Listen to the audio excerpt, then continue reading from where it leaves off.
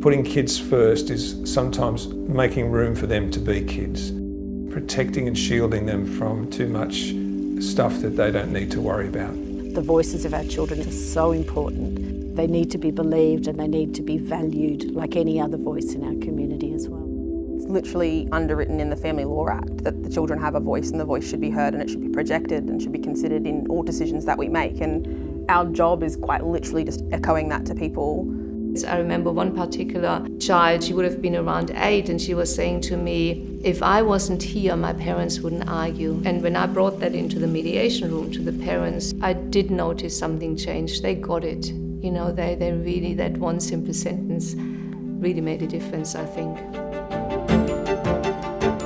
Hi, I'm Sarah, part of the team at Interrelate. I'm helping to tell Interrelate's 100-year story, which began in 1926.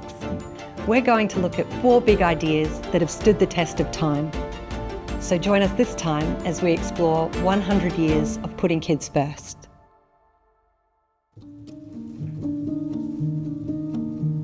Graham, in looking at the history of our organisation, I can see that from very early on, putting kids first has been something very important to us. This is an annual report that I found from 1959. The future belongs to youth. That's been a part of what we do, from providing sex education services to the more complex family situations we have today.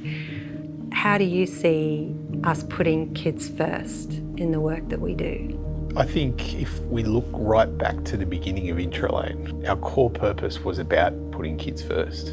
We started because there was a need for kids who were growing up without a father after World War I. So putting kids first has underpinned everything we do since the beginning of our time.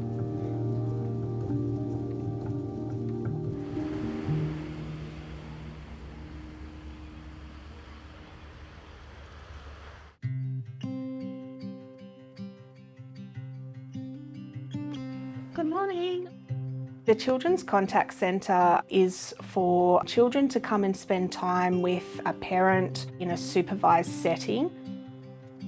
For the adults, it offers a space where there's a third party involved and they can use us, so there's no direct contact with the other parent. For the children, it offers a safe environment for them to come and see family members that they may not be able to see if it wasn't for our centre. I feel like putting children first is something that we do every day in our organisation. It's the foundation of our work. The child is the primary client, so their well-being is what we're looking out for the most. The children need to know that they have a voice and it's going to be listened to. We seek feedback from children because we care about how they think everything's going for them. We can see tears from parents because they're just so excited to see that their child's come in and they're just comfortable. Who's red? Me. Interrelate will continue to put children first. It's something that we all feel really strongly about. We're constantly evolving and trying to do the best that we can. Alongside our children's contact services, Interrelate has supported generations of young people through education, from publications answering children's biggest questions to programs that build confidence, resilience and belonging. And that same commitment to putting kids first lives on in our First Nations services.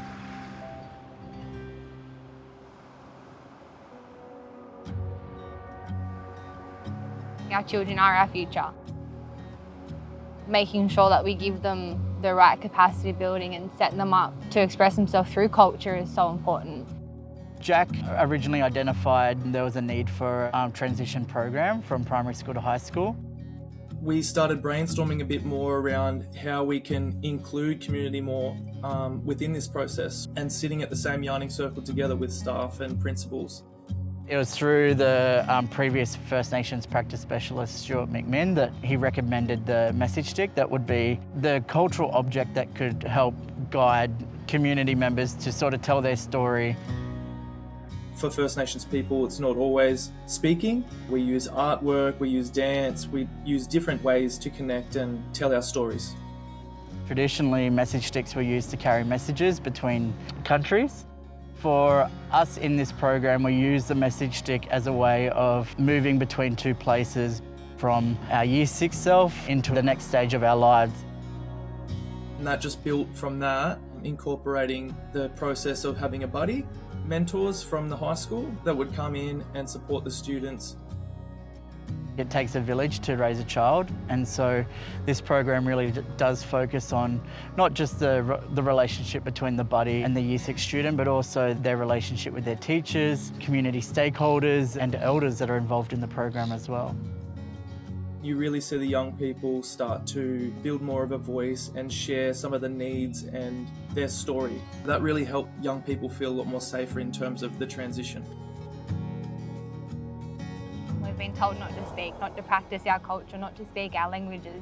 And so bringing a program to them that is around culture, no matter what part of their journey they're on, is so important.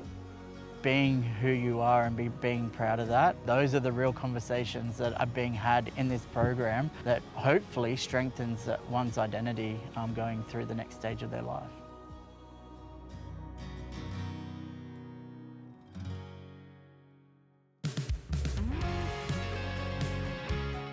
So the world that our kids are growing up with now is so different to what it was in 1926 or even in 1996. What is it going to look like in the future to be putting kids first? I think the world will evolve all the time and be very different, but I don't think the concept of putting kids first will change. I think that has been consistent throughout our history. We will continue to listen to the voices of children so that we can do what's needed for them.